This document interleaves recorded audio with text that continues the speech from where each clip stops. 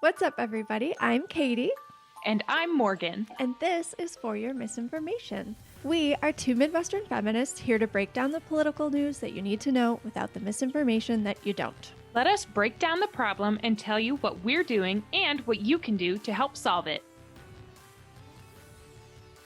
Hey everybody, we're joined this week by Tyler Sinclair, who works for Common Cause Illinois, and he is going to explain to us their nonpartisan focus on accountability, transparency, and good governance. And Tyler really emphasized how it's up to us as political junkies to let our networks know when they should be worried, when they should be excited, when they need to act. And he also has a lot of helpful tips for how to write a letter to the editor so that we can add that to our advocacy toolkit, skill set, toolbox. But before we get to that interview, I want to lay out a couple things. I would like to get ahead of some of the misinformation you're probably going to hear about President Biden's American Rescue Plan. So every single Democratic senator voted for it. Every single Republican voted against it. President Biden passed a plan to help the economy and speed up vaccine distribution. To break down what's in that bill, it's a $1.9 trillion bill, so that is a lot. We are also in a once-in-a-century economic downturn and health crisis in this pandemic. And in 2017, the tax bill that Trump and the Republicans passed was also $1.9 trillion. So keep in mind that if you hear Republicans talking about how we can afford this or how we can't afford this, asking how we can afford it, they found $1.9 trillion in 2017 that mostly benefited the richest Americans. So just keep in mind that the American Rescue Plan provides $1,400 stimulus payments for those in need. You'll notice that that's not $2,000. I think that's bullshit since they campaigned on $2,000, but also $1,400 is a lot better than $0, which is what the Republicans plan, and by plan I mean they have no plan, they just voted against this plan. There's also a $20 billion in the American Rescue Plan to surge vaccine distribution. Amazing. And $170 billion to help schools reopen safely. So researchers predict that it could be one of the most effective laws to fight poverty in a generation. I'm used to being pessimistic, but this is really good news. I mean, would it have been better if there was a $15 minimum wage? I mean, we can probably talk about that at a later date, but this is good news. It's cause for celebration. So Columbia University Center on Poverty and Social Policy estimates that the plan's provisions, including a generous expansion of tax credits for low-income Americans with children, would reduce the poverty rate by more than a quarter for adults and cut the child poverty rate in half. So that's good news. I also, this week is, or at least this month, the trial of Derek Chauvin or whatever, the police officer who murdered George Floyd. That trial will be this week or this month, or it'll at least start this week or this month. So today, March 8th at 6 p.m., there's a rally and a car caravan in solidarity with Minnesota organizers demanding justice for George Floyd and all victims of police violence. If you're in Chicago at 6 p.m. today, Monday, March 8th, at Federal Plaza, you can join an event that's hosted by the Chicago Alliance Against Racist and Political Repression. Again, that's at 6 p.m. Central Time in Federal Plaza. And something that I just learned today, Minnesota has never seen a white police officer prosecuted for murdering a black person, ever. So we are anti-racist at this podcast. I encourage everybody, and this is just the event that's in Chicago. I'm sure there are other events going on other places in solidarity. I encourage you to try and find one and show solidarity. Stand up against police brutality. All right, I think that's it. All right, hope you guys enjoy this interview with Tyler Sinclair. Hi, everybody. We have a guest here with us today. His name's Tyler Sinclair. He is with Common Cause Illinois, although Common Cause has chapters in 30 states throughout the country, so lots of you have opportunities to join. And Common Cause is like a nonpartisan organization, right? You focus on like voting rights and like automatic voter registration, online voter registration, stuff like that, right? Yeah, so Common Cause is a national organization. We have chapters in, I believe, 30 states. I hope I'm not wrong on that. It might be just a few more, but at least 30 states. And we focus on a host of different sort of good governance democracy issues, right? So the first ones that come to mind, right, voting rights and election reform. We do quite a bit of work around redistricting, especially this year with census results or census data coming in from last year and determining what our political boundaries are going to be across all 50 states. We do quite a bit of work in ethics reform, particularly in Illinois. This is something that we're going to be working on a lot this year.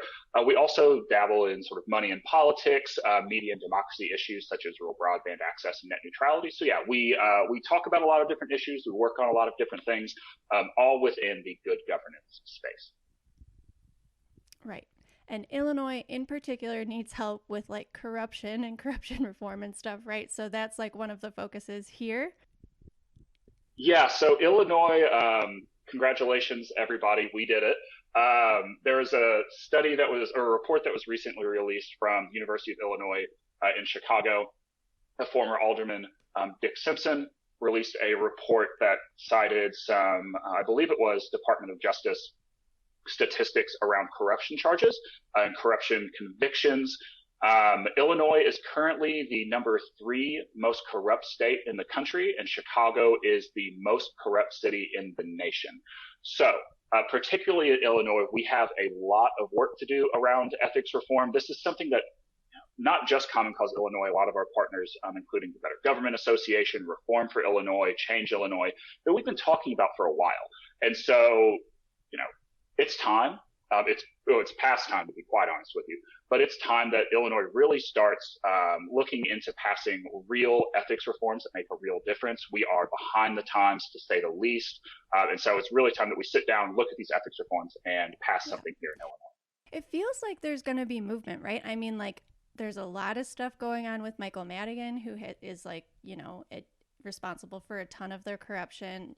ComEd got in trouble and will probably be getting in more trouble. Mike Madigan's about to get in more trouble. So it seems like it's going to be, I mean, everybody I know doesn't like Mike Madigan. So like, I think like sunlight is good, and there's about to be like a lot of sunlight on this issue, and I'm looking forward to it for sure. Illinois is sort of at an inflection point in how we talk about and deal with ethics. Obviously, we have a long and extensive history with ethical violations here in the state and in the city of Chicago. But the Mike Madigan story, I think, is particularly interesting in terms of how it will drive future conversations. So yeah, I would say we're at an inflection point here in the state, and it gives us a really good position with which to lobby for these ethics reforms. Yeah, I'm excited because it's an easy story to understand, I think. So yes, I'm looking forward to it. Not that I'm like looking forward to like the downfall of Mike Madigan, but like I love it when people are held accountable for doing bad stuff. It's the best. It's about time that the state of Illinois keeps holding people accountable for the things that they do wrong. All of the stuff that you guys focus on, it seems to like increase transparency, accountability, and that these like the voting reforms that you focus on like increase access to the polls and just like kind of strengthen our democracy as a result. So it seems like one of the national things that you're focusing on is pushing Congress to pass H.R. 1 and other democracy reform. Is that true? Yeah, so maybe the largest focus for Common Cause nationally is around H.R. 1. Following 2020, we find ourselves in a really precarious spot with voting rights and election reform across the country, right? The Brennan Center recently released a report mapping out sort of both restrictive laws regarding voting rights as well as expansive laws regarding voting rights. And what we're seeing is part of this big lie around voter fraud, which is incredibly rare in the United States. But what we see following all of these conspiracy theories is a number of state legislatures trying to pass and adopt restrictive voting rights bills. Right now, I believe we have about 28 to 29 states that have already introduced these bills. So introduced, pre-filed, or carried over 106 bills to restrict voting access. And this covers the range of anything from limiting mail voting access, imposing stricter voter ID requirements, limiting successful pro-voter registration policies, and enabling more aggressive voter roll purges. So, across the nation with trying to fight back these restrictive voting rights laws, right? And so the reason that Common Cause and, again, a host of other organizations are so encouraged and motivated to work on passing H.R. 1 is because it addresses a lot of these issues, right? It's probably one of the most expansive just democracy reform bills in our nation's history. It does a ton, which we don't have nearly enough time to talk about just on here today. But the three main issues that it focuses on are election reform, money in politics, and ethics reform, right? So in the election reform space and voting rights space, we're talking about automatic voter registration. We're talking about same-day voter registration. We're talking about vote by mail and combating misinformation and disinformation, which following 2020 we see is more needed now more than ever. And money in politics, requiring secret money organizations to disclose their donors. We need to see where this money is coming from and who's funding it.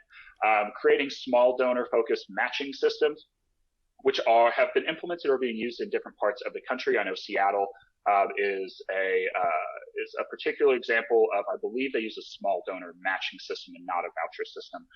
But is sort of a case study in how these programs can be implemented to give more power to the voices of regular, sort of your everyday voter, right?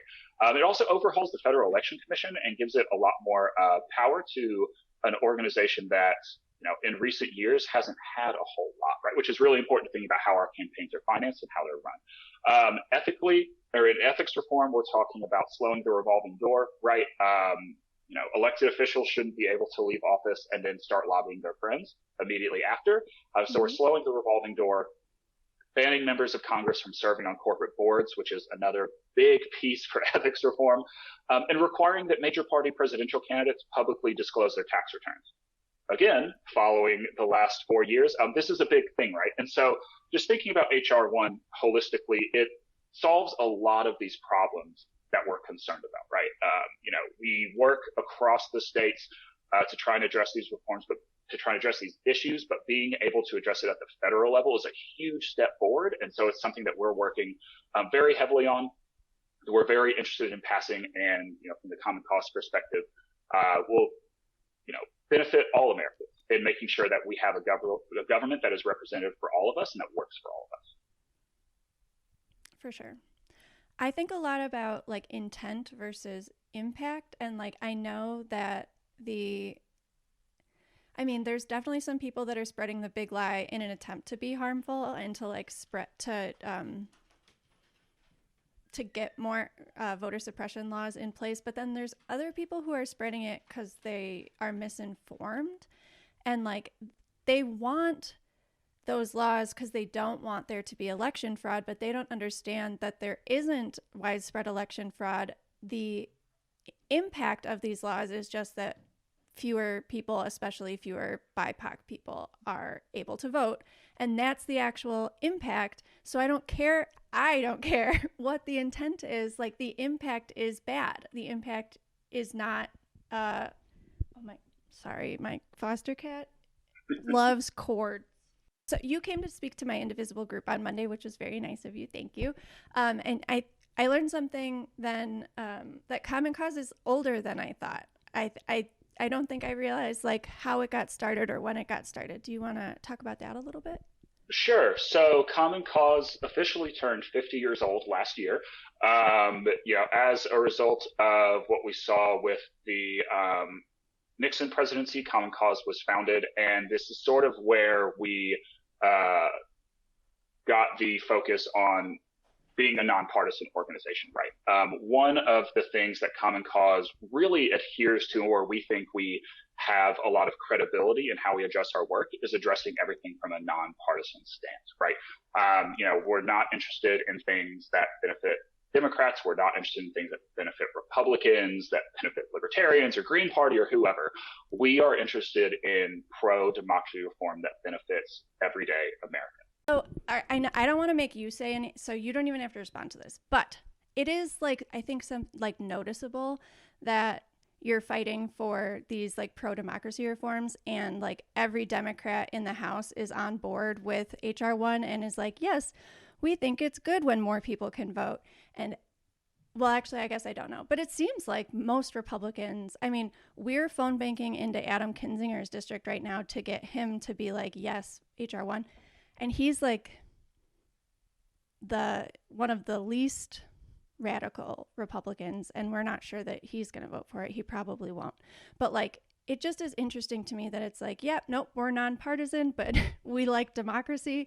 And right now, in like this part of history, like the party that is pro-democracy is the Democratic Party. And that will like, that's changed through history, but like the theme, like the thing that the line that like matters through history is like pro-democracy stuff. And right now it just so happens that like the Democratic Party is the one that is pushing for like pro-democracy reform. Just something I'd like to point out to everybody. There was one question at our Indivisible Illinois meeting on Monday that I took down a note to ask you today. So one of our members asked, you taught us a little bit about how to write letters to the editor, and I'm going to ask you a little bit about that on this interview too.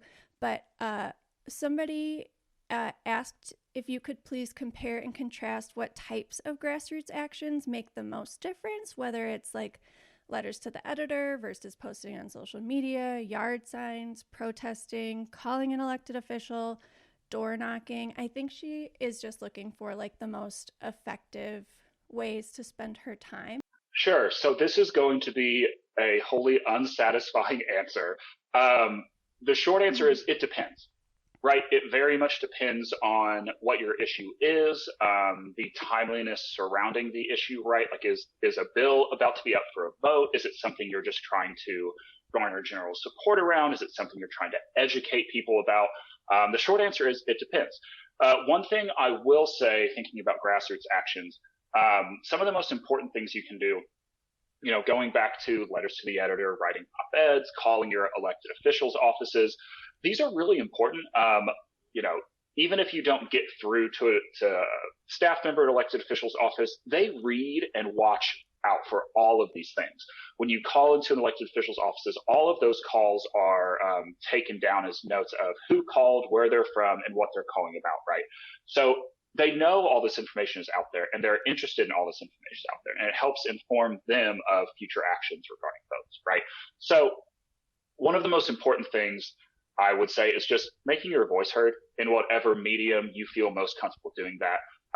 Again, even if you are in a district where your elected official may not represent your specific concerns and priorities, they still deserve to know. They deserve to hear from you and to hear your concerns, hear your priorities, and hear what your community wants done to make it a better place, right? To make our country a better place. So I would say that is definitely one of the most important things you could do. Now, I would also say that community organizing, public protests are also incredibly valuable, especially in showing popular support around an issue, right? Here in Chicago, I know last year, demonstrations around housing reform were really important, right? Around rent control, really important. We saw massive protests around the country around police accountability and police reform following the death of George Floyd.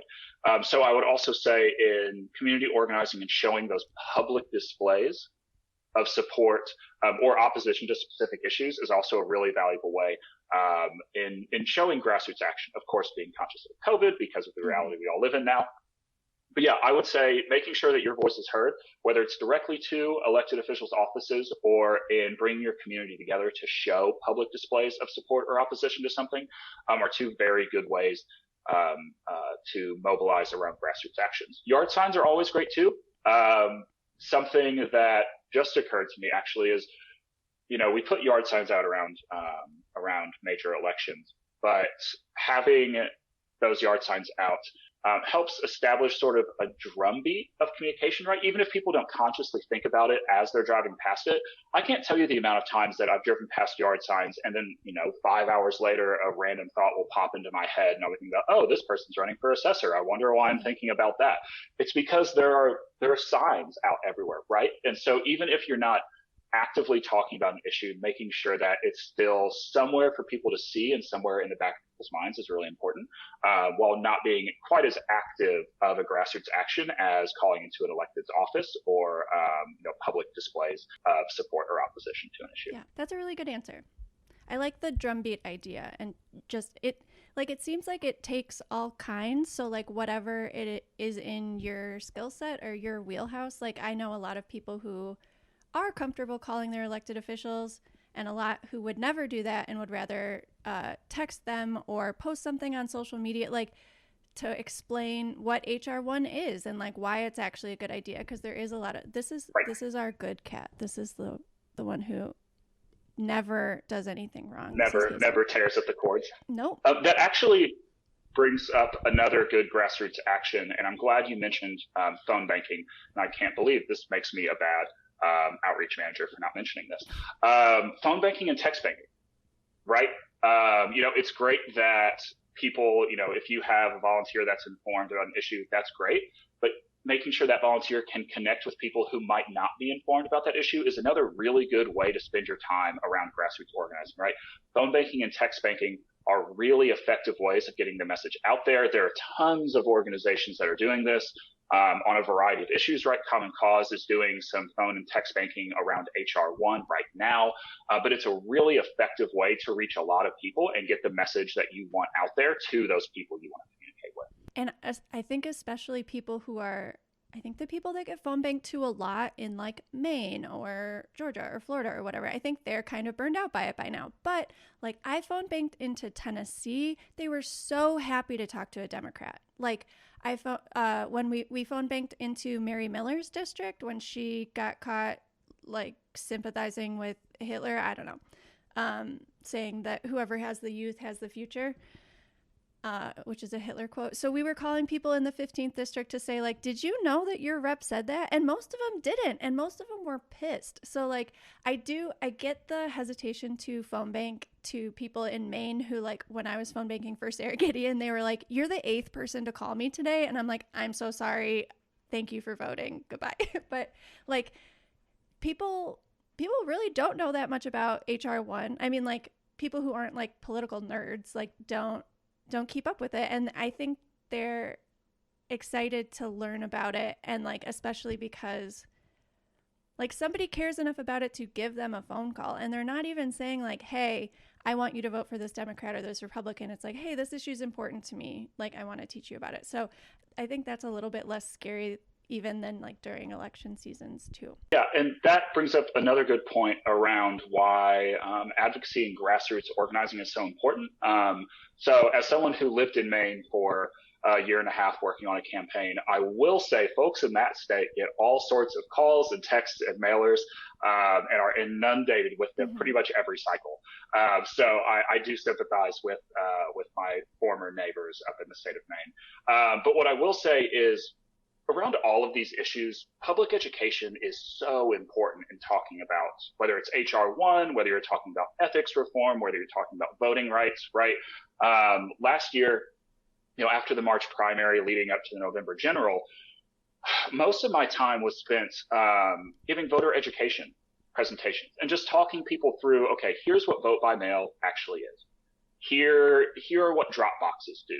Here's what expanded early voting hours are. And here's how all of these things affect you, right? And again, going back to the idea of being a nonpartisan organization, not approaching it from a lens of, oh, do this and it'll help Democrats, or do this and it'll help Republicans, but approaching it from a perspective of, this is meant to help the everyday average American. Right. It's to help people participate in democracy. Right. Exactly. Yeah. And so public education is a vital piece of all of this. And like you said, most people who aren't political nerds and don't spend time thinking about this stuff every single breathing, waking moment like we do, it's just not top of mind. Right. they're going to work, they're putting food on the table, they're, taking their Right. kids out for a walk, whatever it may be. And so they don't dive into like the specifics of policy, right? Yeah. And so it's They're important just for us hoping who their are, government they're hoping their government is like doing what it's supposed to do without them like watching, and it should be, but it's not.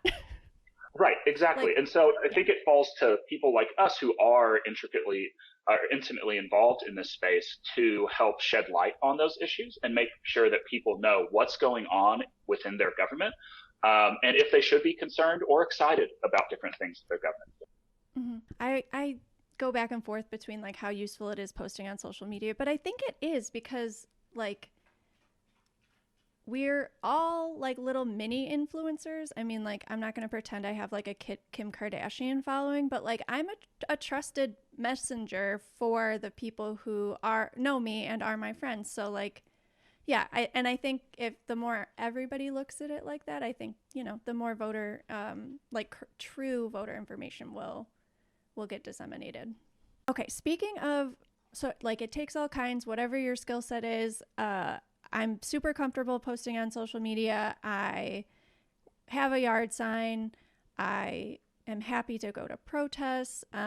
I like text banking. I will put up with phone banking. And when COVID is safe again, like I'm cool to go door knocking. One of the skills that I like don't really feel like I have yet, and I'm even like a pretty good writer. I think it just takes some practice. But can you walk us through, like, writing a letter to the editor is another like form of public influence that I would like to get better at, or just like add to my skills, that when it is time to like use that tool from our toolbox, that like I'm more comfortable with. So what's your recommendations for getting started with writing letters to the editor? Sure. So I'll start off with a blanket statement of saying everyone should write letters to the editor. They're fantastic. There are a couple different questions: why, how, who do you target, etc. So I guess we'll start with the why. People should write letters to the editor because it's a local voice, right? We're talking about being, quote unquote, influencers and spreading messages around ethics and redistricting and voting rights. Writing a letter to the editor is a really good way to help inform your community, right? It's community members talking about why the issue matters. It lends credibility in both the importance of the issue in your community, right? But also in the fact that it's your neighbor who's talking about this. It's not some talking head or a pundit on a major news network. It's not, the same person who, is writing opinion editorials or whatever for a major newspaper in your state. It's the person 2 blocks down, right? And so it lends a lot of credibility in talking about these issues and educating your neighbors about these issues. Also, with letters to the editor, you reach a large audience. While general paper readership has been declining over the past few years, you still have a lot of people read the paper, and even if it's not in physical print, online. They still read a lot of local news. And so you reach a really large audience by writing letters to the editor too. Going back to a point I made earlier, these are monitored by election officials. They want to know what's going on in their state. And so there's more often than not, there's a staffer who's assigned to check all of these, check all these local papers and the larger state papers to see what stories are people talking about. Are people talking about gerrymandering? Are they talking about, the latest ethics violation in the city of Chicago? Are they talking about voting by mail? They want to know, so that helps inform them and their decision making in the future. And finally, it can bring up information not necessarily addressed in a news article, right? Everybody who writes a letter to the editor approaches it with their own unique perspective. And again, thinking about community and your neighbor writing a letter to the editor, right? That perspective is really informative because it is more likely than not reflective of the community you come from. So again, they're really valuable to write. And I would encourage anybody who's interested to take a shot at writing a letter to the editor. How you write a letter is really important too. Depending on where you decide to send your letter, there are pretty strict word requirements. More often than not, these are probably under like 300 to 350 words. So they don't need to be long, right? You're not going to spend... Which is like nothing. Like, it's hard, I think, to stay under a word limit like that. Right. But It can be, right? sure. And so, it's not something that's going to take you like a couple days to put together in terms of time commitment, but it can be hard to craft your message in a persuasive way that is concise enough, right? But that's one of the important things about writing a letter to the editor is making sure that you're keeping it short and on one subject. And keeping your letter brief also helps assure that the paper will actually publish it. The paper can edit pieces of it, trying to retain, the core message of the letter, but staying under that word count is a great way to make sure that they don't have to do that, and the entirety of your letter sort of makes it across the finish line, and is published. Another thing to think about when writing letters to the editor, here in Illinois, people are most likely to think first of, the Chicago Tribune or the Chicago Sun-Times, Daily Herald, which are all great. But also think about smaller newspapers, right? Think about weekly community newspapers. Even though the newspaper circulation is likely smaller, you're still getting a message out to tons of people, and you're more likely to get it printed.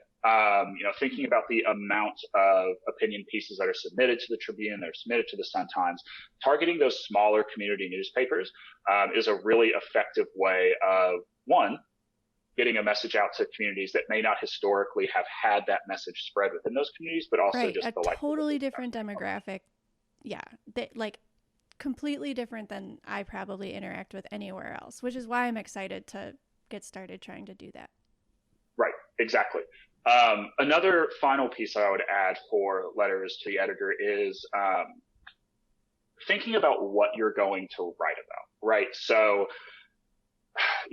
is the issue timely, right? Are you talking about something on the local, state, federal level?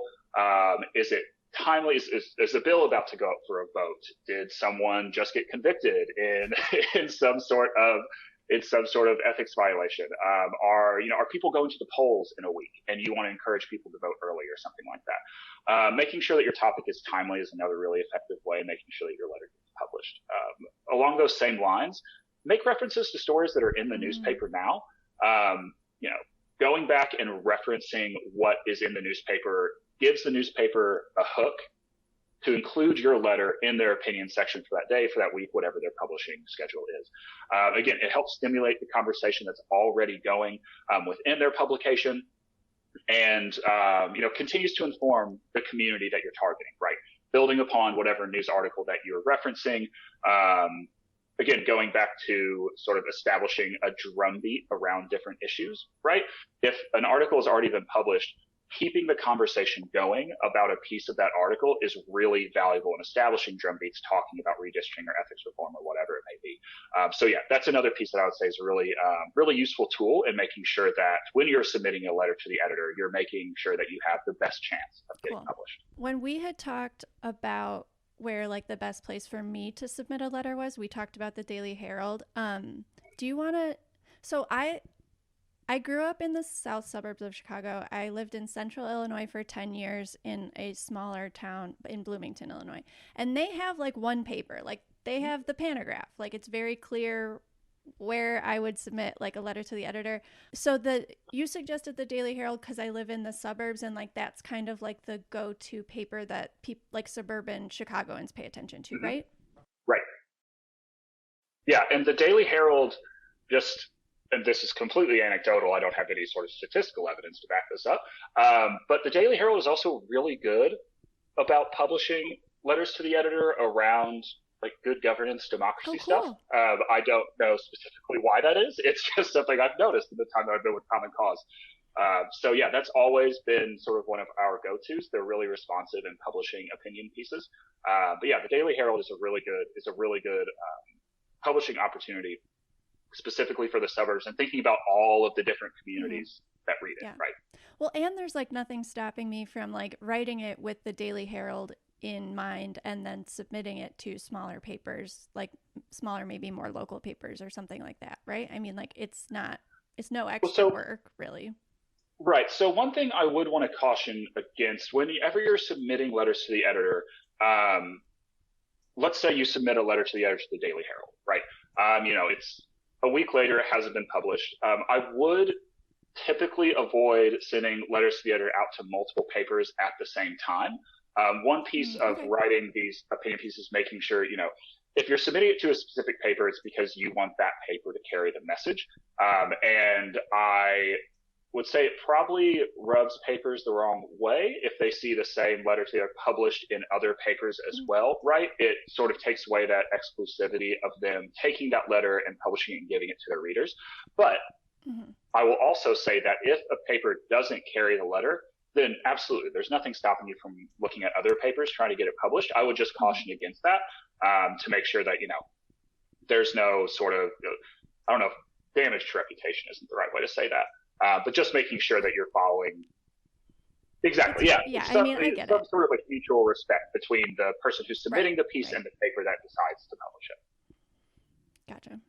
So last week, I finally feel like I can start thinking into the future, which feels really nice. I don't know if it was like pandemic stuff or just like everything with the election felt so like reactive, but it's like, oh, next week, well, this was last week, but like next week, HR 1 is going to be voted on. Like, does it make sense to think about that and then like craft a letter to the editor knowing that coming up, there's going to be a vote on HR 1 or like whenever HR 4 comes up or like HR 51 for making DC a state? Or is that Puerto Rico? I don't remember. Anyway, but like knowing that something is coming down the pipe, like in the future, is that like a good way of deciding what to write about if you're trying to like bring that to people's consciousness? Yeah, absolutely. And earlier I'd say, write about something that's timely. It's also useful to write about things that are coming up, right? Thinking back to the public education piece of all of this, we shouldn't only be talking about these things as they're happening. Yeah. We should be sort of forecasting these things and previewing these things for people so that when we get to that point, it's a lot easier to organize people around actions, right? And so, yeah, thinking of HR 1 coming up for a vote, thinking about HR 4, and, the eventual legislation we're going to see here in Illinois about some of these issues we've been talking about today. Yeah, priming people for those eventualities is a really good way to think about how you position your letter to the editor. It's a really useful tool in educating your community. Okay. The thing that comes to mind next about that is like the filibuster, which people like you and me are talking about a lot, but like I would imagine the general public is just like, yeah, I don't know what that is. It's like just an arbitrary rule. I would love for everybody to understand like how arbitrary it is, how it's like typically been used to push back against like civil rights legislation, how easy it is to get rid of, and how much will get completely like stopped by the minority if it isn't abolished. So it just, I feel like it has the opportunity to be like kind of sensationalized, like, oh my gosh, they want to abolish the filibuster. I would love before people start to hear that to be like, actually, it's not that big of a deal, and we won't be able to pass the Equality Act or any climate legislation or anything you think is a good idea. We won't be able to pass unless we get rid of the filibuster. So I would love to like get something like that in a paper. That'd be so great. Yeah, and that's another piece, going back to misinformation and disinformation, again, and thinking about how letters to the editor are so informative to communities is, again, a lot of people don't think about like the ins and outs of the United States government a whole lot, right? And so whenever people turn on the evening news, they're more likely to hear, some sort of, like you're saying, a sensationalized message from one pundit or the other about, oh my gosh, they're looking at doing this. It's going to cause all these different things to happen. Democracy is doomed. They're trying to take our government from us, whatever. But the important thing about community education is distilling down those really complicated subjects, right?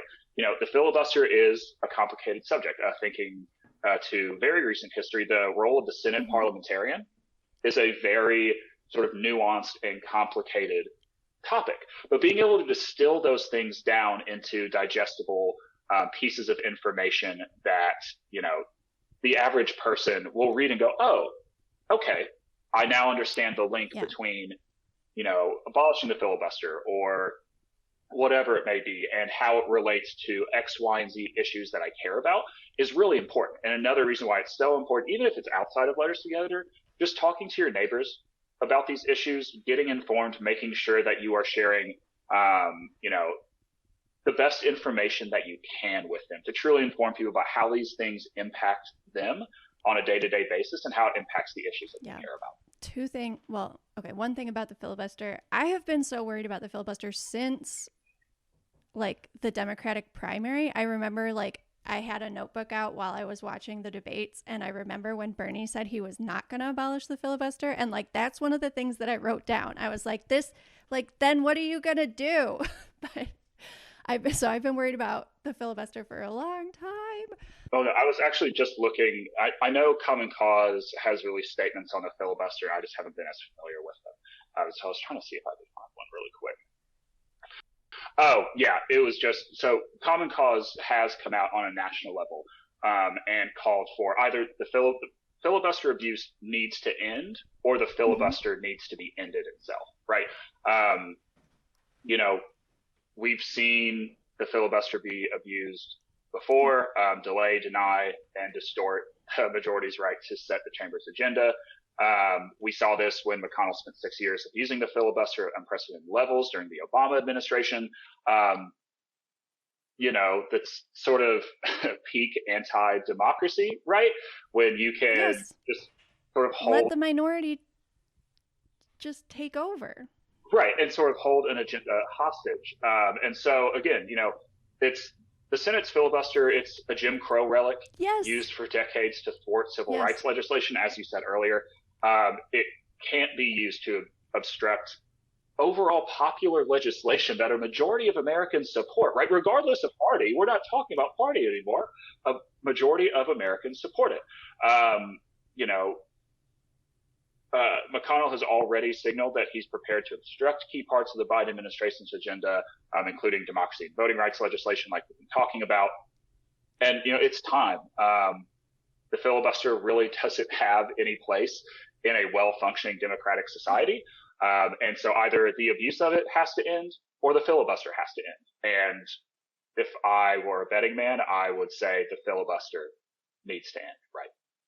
I think about the time that we're in right now as not dissimilar to right after the Civil War and Reconstruction, because there was a white supremacist coup on our Capitol a month and a half ago.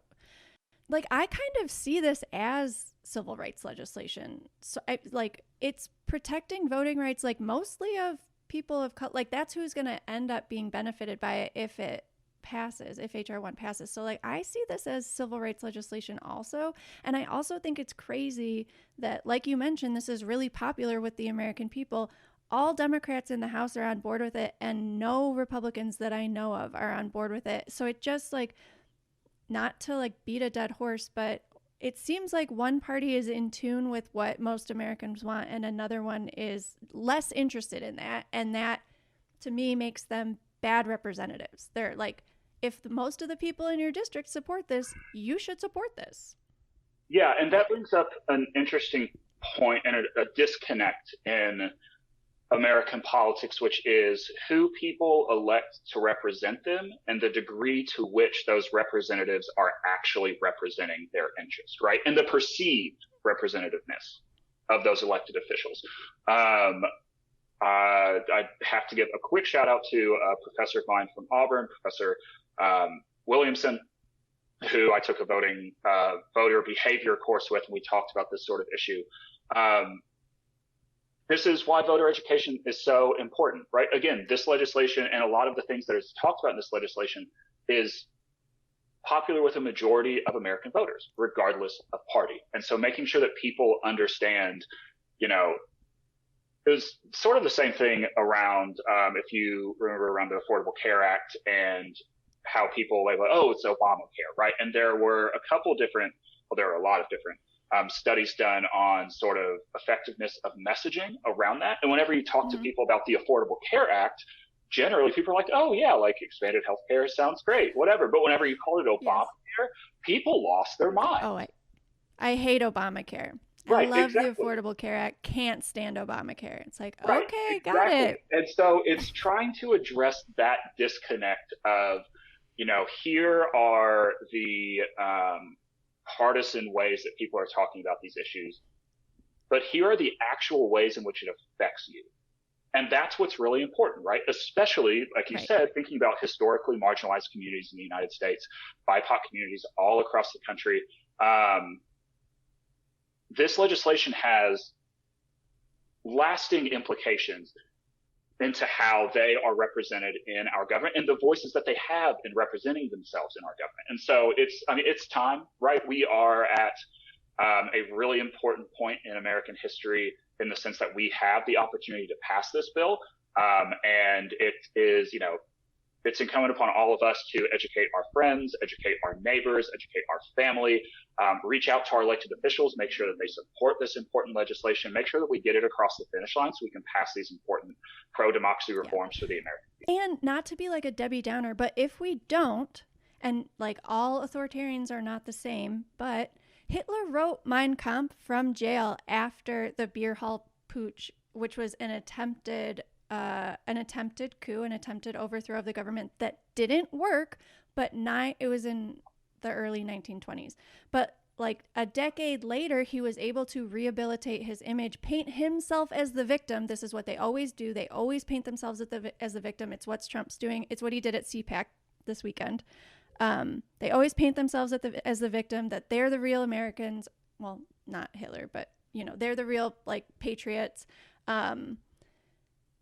And paint themselves as the victim and then use that narrative to come to power later. So yes, you're right. We're in a super important inflection point, and we could go in like a much more positive direction if we enfranchise all these voters and like get these voter protections into law. Or like it's very possible that we could go the other way because we're at like a really scary inflection point. And like if we allow Trump to, like, that's why impeachment wasn't so important, and we should have convicted him and like barred him from running again. Like now this is still an issue because he's able to run again. And like, I guess we'll see. I mean, we'll see, and we'll stay on top of it, of course. Like, I don't think anybody's going to like sit idly by and let that happen, but it's really scary.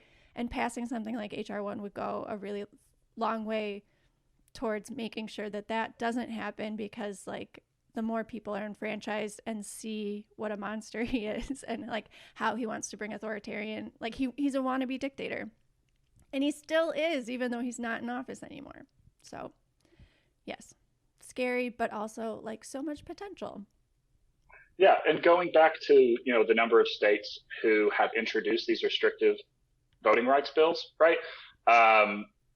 There are equally a lot of states that have introduced expansive bills, but this is the fight that we're having state to state in trying to figure, in legislatures trying to pass all these different kinds of legislation. And it's become apparent that a state by state battle isn't going to cut it anymore, right? And that's why we need this. That's why we need help at the federal level, and why we need to enshrine this into U.S. law. Well, I think that's a really good note to end on, and I'm out of questions. Do you have anything else that you wanted to share? No, I don't think so. This has been great. It's my first podcast, so I really enjoyed it. Oh, congrats. I hope it wasn't very scary. No, this was great. And thank you again for having me on to talk about all this stuff. I hope it translates well. I'm excited to listen to it whenever. Yeah, and I'll put some links to Common Cause in the bio so people can learn more about you guys too. Awesome. Thank you so much. All right. Well, thanks for joining us today, Tyler. I had a really great time talking to you. Perfect. Thanks so much, Katie. I really appreciate it. Thank you guys so much for listening to For Your Misinformation. If you haven't already, please subscribe to the podcast. And if you like it, give us a rating and a review. It helps us find more listeners, and the more of us there are, the better. And make sure you follow us on Instagram and Twitter at FYMIPod. Shout out to Ben Schlofelt for the audio production, Hope Dye for the podcast art, Kyle Dibdahl for the intro and outro music, and Adam Roston, who edits these videos every week so you can watch them on YouTube. We come out with new episodes every Monday.